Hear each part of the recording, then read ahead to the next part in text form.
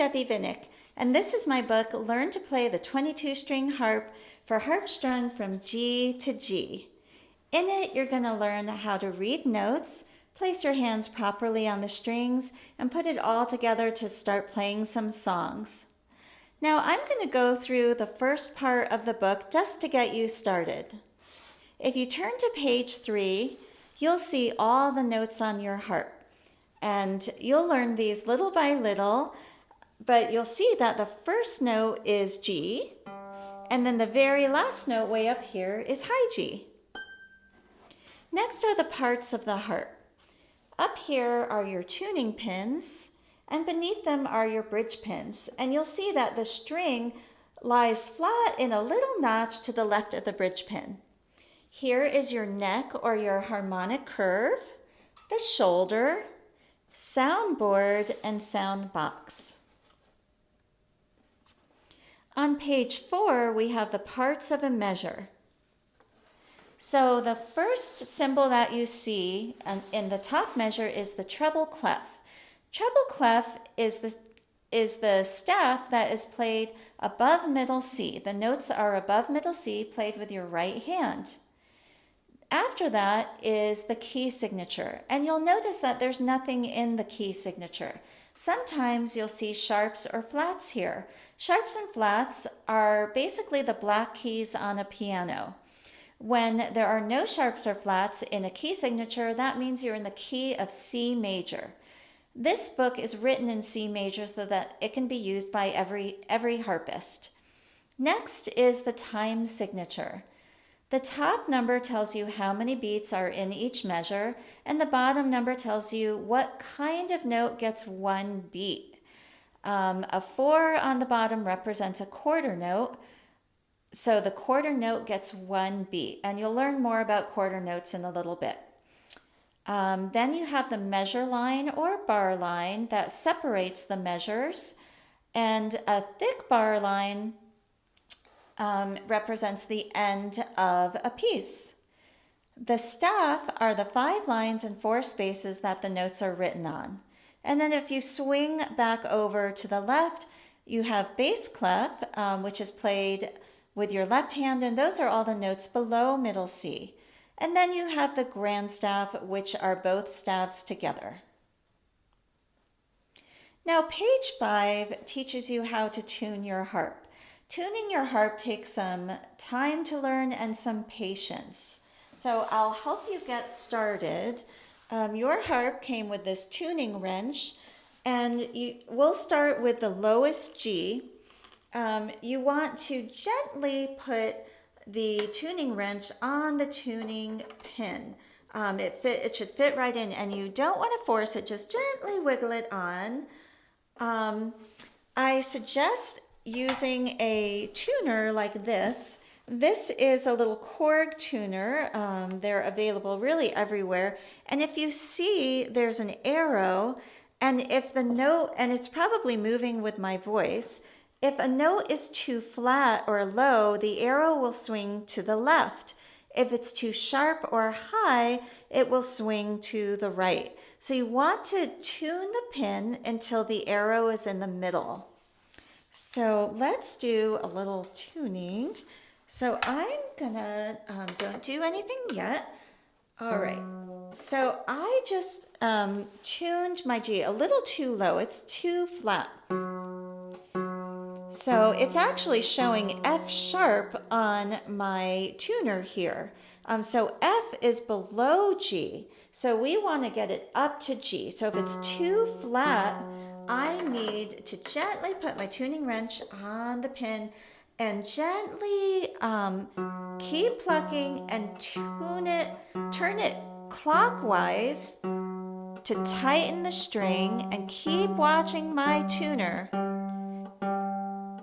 till that arrow is right in the middle.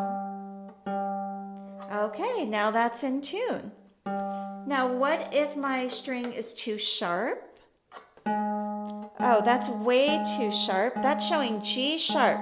So remember, when you're looking at your tuner, a sharp is high, a flat is low, like a flat tire.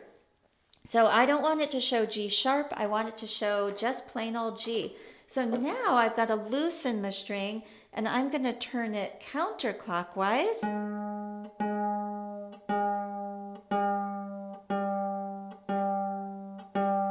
And now the arrow is right in the, almost right in the middle. Let me get it a little lower.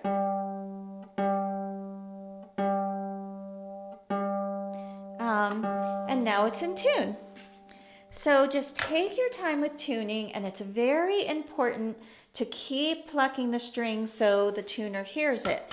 If you don't pluck and you just keep turning it and tightening the string clockwise, you might tighten it so much that it'll snap, and then you have a broken string that you have to replace.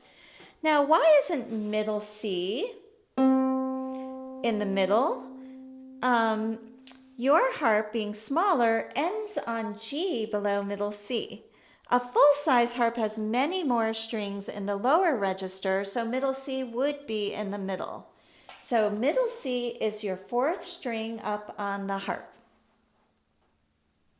Now, how to sit with your harp. As you can see, I'm sitting leaning back in a chair with my harp against me. It's very comfortable. Children sometimes prefer to sit on the floor cross-legged with their harp in front of them. The other thing you can do is get a stool and a non-slip stool, and just put the harp on the stool in front of you and then tilt it back. So when you tilt the harp against you, you want to have it turned a little bit so it's against your right shoulder, because it obviously can't be right in front of you.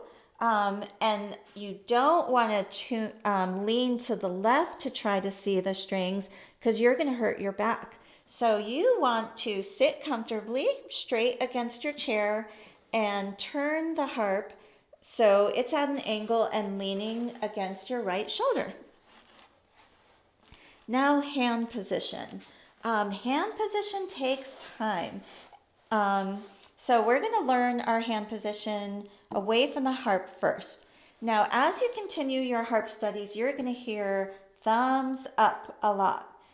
When you play the harp, you want high thumbs. So you want your thumbs to be high and your other fingers curved and relaxed.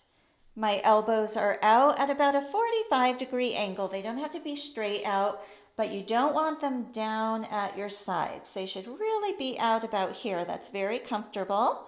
And then my right wrist bends in a little bit. We don't ever want to play like that. You want just a little bit of an angle here, and my left arm is just nice and straight. So practice that hand position. Thumbs up, fingers curved, elbows out. And that's how you want your hands to be while you're playing.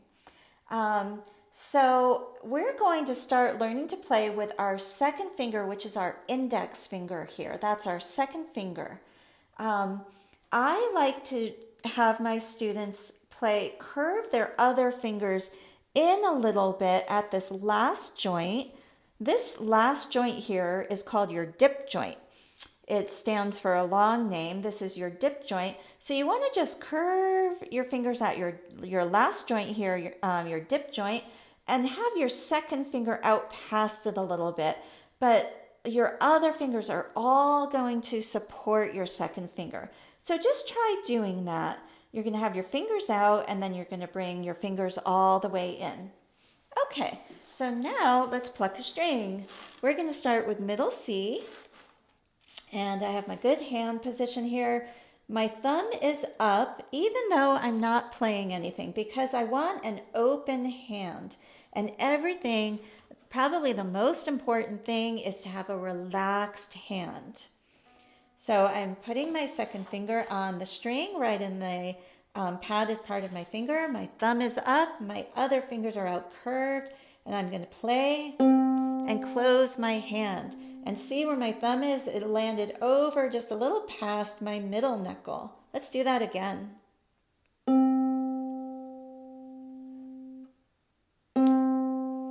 Now let's play with our left hand. And our left hand is just, my left arm is straight, my thumb is out too.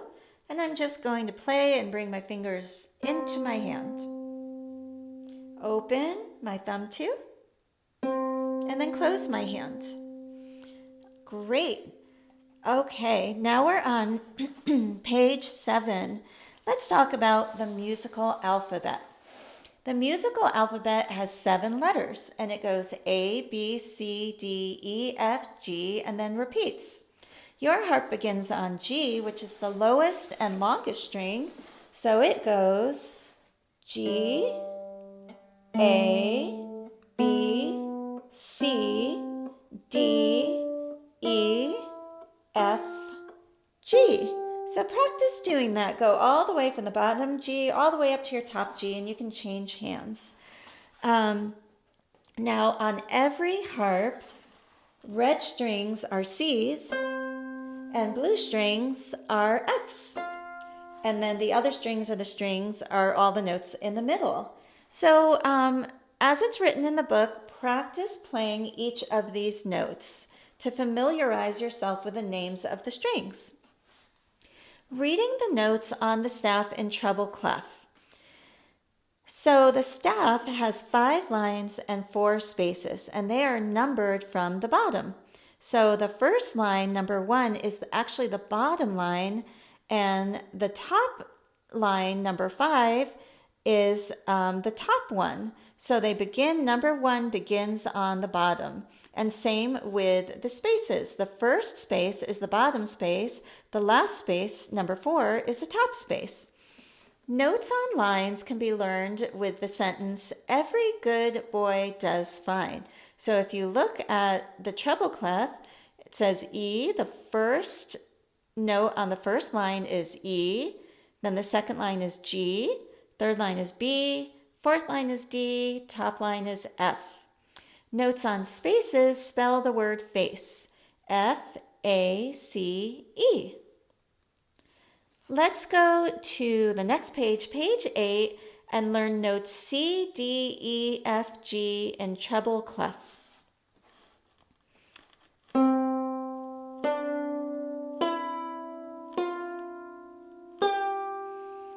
So that's C, D, E, F, G. So I'm going to stop going through the book here, and I'll play some of the songs that are in the book. If you would like an online lesson, please reach out to me through my website, debbievinnick.com. And I'm going to go, let's skip that one. I'll play some of the songs for you. I'm going to go to page 18 and play Yankee Doodle.